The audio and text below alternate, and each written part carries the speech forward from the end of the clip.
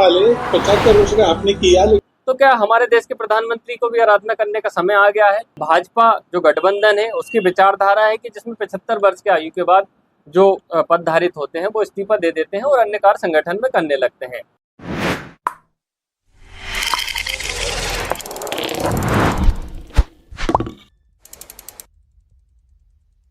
जय हिंद दोस्तों, क्या हमारे देश के प्रधानमंत्री को 75 वर्ष की आयु पूरी करने पर इस्तीफा दे देना चाहिए, या हमारे देश में प्रधानमंत्री पद की अधिकतम आयु सीमा कितनी निर्धारित की गई है? ये विषय हमारे देश में अभी चर्चा में बना हुआ है, क्योंकि आरएसएस के प्रमुख मोहन भागवत जी ने एक स्टेटमेंट दिया जिसमें उन्होंने कहा कि कोई भी व्यक्ति संवैधानिक पद धारित है उसे 75 वर्ष की आयु में इस्तीफा दे देना चाहिए। 75 वर्ष का आपने किया, लेकिन मैं इसका अर्थ जानता हूँ। 75 वर्ष की साल जब उड़ी जाती है और अन्य काम करना चाहिए। तो दोस्तों, ये विषय हमारे देश के प्रधानमंत्री पद से जोड़ के देखा जा रहा है, जिसमें कि हमारे देश के प्रधानमंत्री नरेंद्र मोदी जी की आयु 17 सितंबर को 75 वर्ष की हो रही है। इसके साथ ही ये हमारी सनातन संस्कृति से जुड़ा हुआ भी विषय है, जिसमें हमारे धर्म में 4 आश्रमों की बात की गई है, जिसमें ब्रह्मचर्य आश्रम, गृहस्थ आश्रम, वानप्रस्थ आश्रम और संन्यास आश्रम। जिसमें जो चौथा आश्रम है दोस्तों, संन्यास आश्रम है, ये 75 वर्ष की आयु से शुरू हो जाता है, जिसमें इसके बाद कोई भी व्यक्ति जो सार्वजनिक जीवन छोड़ के मतलब भक्ति परंपरा में अपना जीवन बिताता है, ईश्वर की आराधना करता है। तो क्या हमारे देश के प्रधानमंत्री को भी आराधना करने का समय आ गया है? तो दोस्तों, मैं इन सभी पहलुओं पे बिल्कुल भी चर्चा ना करके जो हमारे देश का किसी भी दल, किसी व्यक्ति के व्यक्तित्व और किसी भी संवैधानिक पद से सबसे बड़ा होता है हमारे देश का संविधान।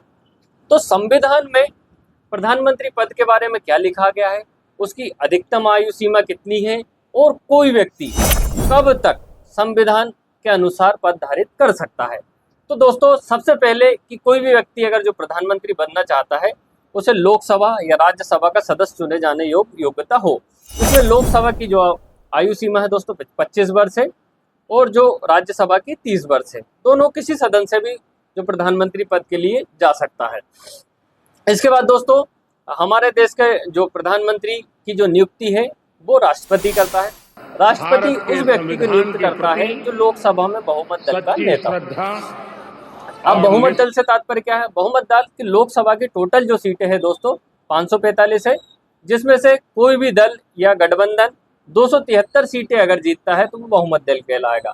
और जो बहुमत दल का जो नेता होगा उसे राष्ट्रपति क्या करेगा? प्रधान पद के लिए निर्वाचित करेगा।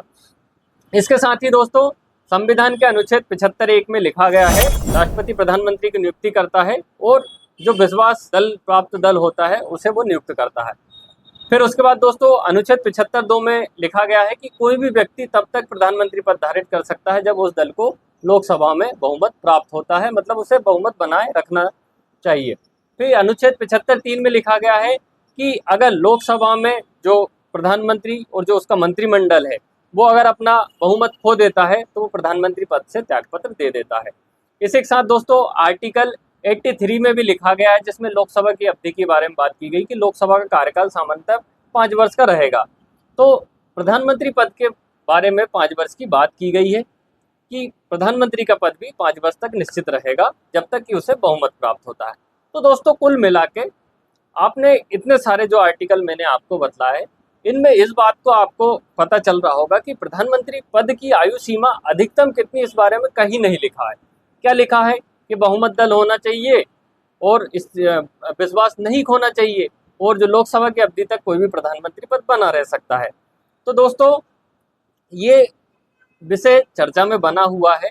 तो ऐसी किसी प्रकार की हमारे जो संवैधानिक पद प्रधानमंत्री के लिए कहीं निर्धारित नहीं है कि वो 75 साल तक रह सकता है। अब बात आती है जो मोहन भागवत जी ने जो स्टेटमेंट दिया।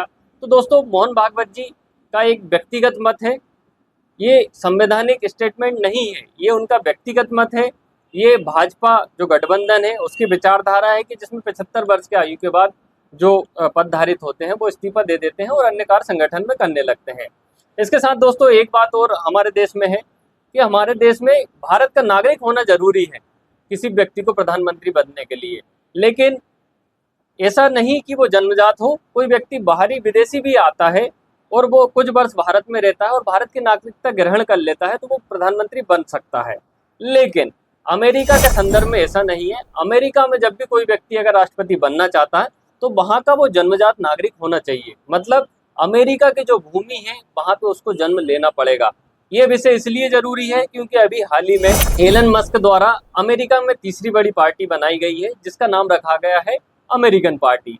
अब अमेरिका की जो तीसरी पार्टी के जो प्रमुख है एलन मस्क है, क्या ये अमेरिका के राष्ट्रपति बन सकते हैं? तो दोस्तों बिल्कुल नहीं बन सकते, क्योंकि अमेरिका के संविधान में लिखा है कि कोई भी अमेरिका की भूमि पर जन्म लेने वाला है व्यक्ति ही वहां का राष्ट्रपति बन सकता है।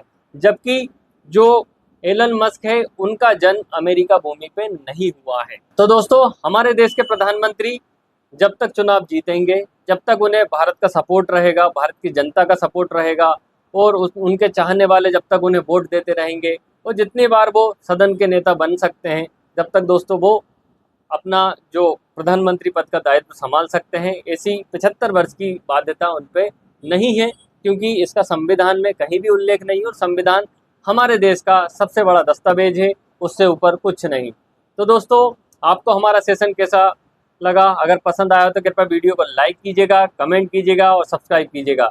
धन्यवाद दोस्तों, मिलते हैं फिर ऐसे ही बहुत अच्छे कंटेंट के साथ। धन्यवाद।